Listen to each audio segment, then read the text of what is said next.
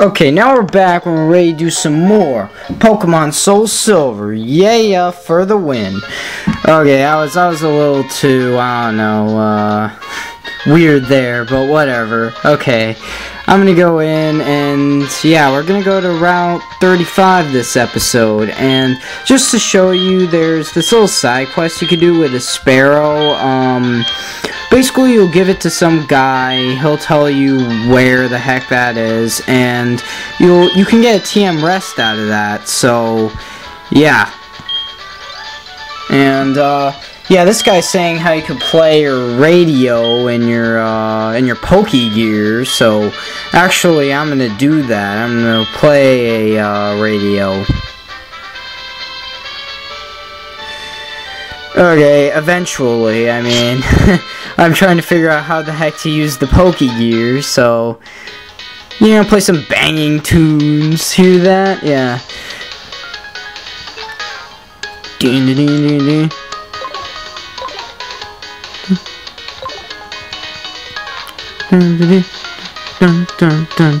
But then it all wears off, and now we're going to Route 35 music, which, I don't know, that ain't bad, so, yeah. And look, I'm so, like, EV OCD, if you know what I mean, that, like, I switch it off after I realized that, like, I didn't want speed EVs for my Dratini, so I switch off my game and try again with my Quilava. Yeah, you'll see later in this episode how much more EV OCD I am. So, yeah, we're gonna give this Vulpix a quick attack, and it's just gonna keep on tail whipping, and quick attack's gonna do its stuff, and oh, and I, like, use a fire type move when, like, its abilities flash fire. Fail! Yeah, that was pretty noobish on my part.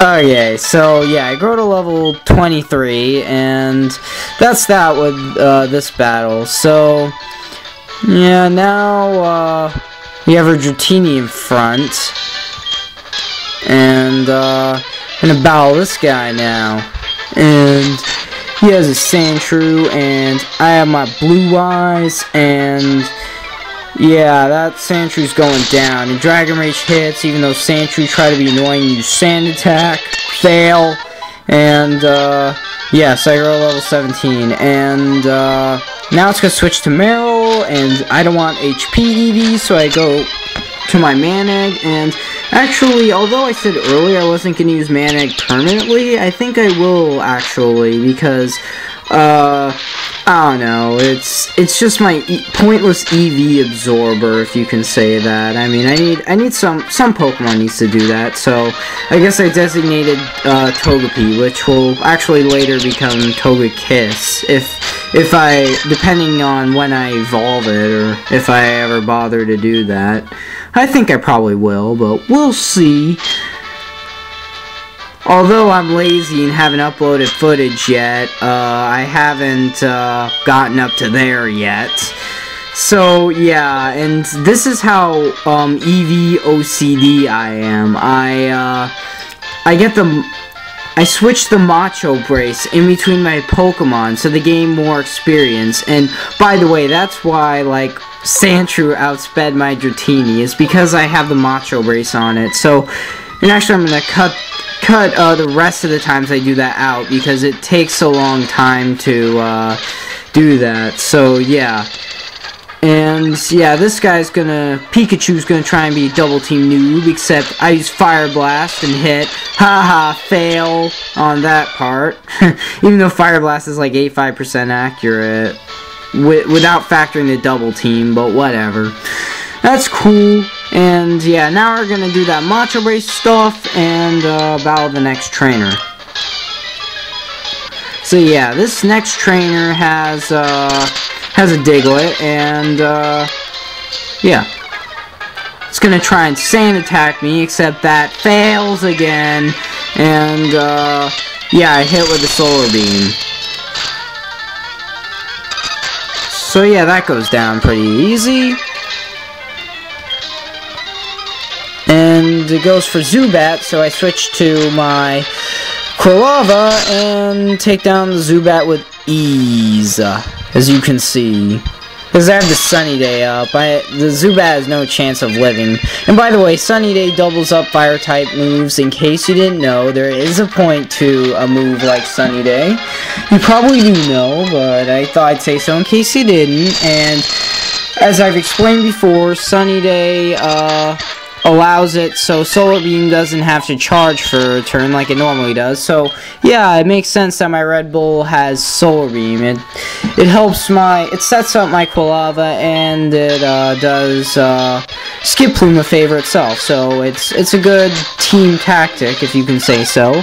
Well, actually, just a duo tactic. I mean, it doesn't really do any favors to the rest of my team. It just does a favor to my special attacking squad, if you say so, because the rest of my team is kind of physical attackers, except Togepi, but he doesn't count. Sorry, Togepi, if I offended you. Okay, so now Voltorb. This guy just has a series of Voltorbs, and it's kind of tedious because most of them are under-leveled. In fact, all of them kind of are, but most of them are especially under-leveled, meaning under level 10, which is kind of sad because I have level 20s and stuff, but that's kind of my fault because I use the Pokewalker a lot, and I train outside the camera a lot when I run into wild Pokemon and stuff. So yeah, that's why my Pokemon are at pretty high levels for this point of the game. And okay, now we're gonna battle. Well, first we're gonna get our phone number, and then do some Macho Race stuff. And yeah, this guy is pretty annoying. In my experience, he's pretty chatty, the guy who had my phone number. And as I was saying, we're gonna battle this Pyromaniac dude. Well, no, Fire Breather. Sorry, I keep on getting that wrong.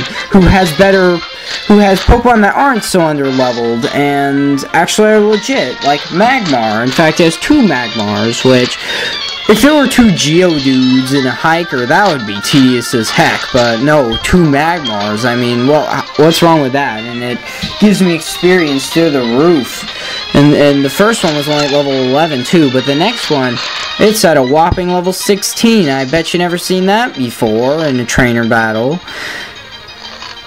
So yeah, and basically, well, yeah, this is going to be my strategy for taking on that Magmar. I put it to sleep, so yeah, because it's a long story. I had a previous recording of this, but I kind of forgot to save the progress, so the other one was kind of tedious and I messed up a lot and didn't quite know how to deal with it, but this is the best strategy I have, although the risk of that is Sunny Day also boosts up Magmar's Fire-type moves, but it also boosts up Fire Blast, so I could easily take out Magmar without any trouble. And yeah, this guy asked for your phone number too, and I added him obviously because if you look up at Cerebi.net when you rematch him, he has a Magmortar, which, yeah.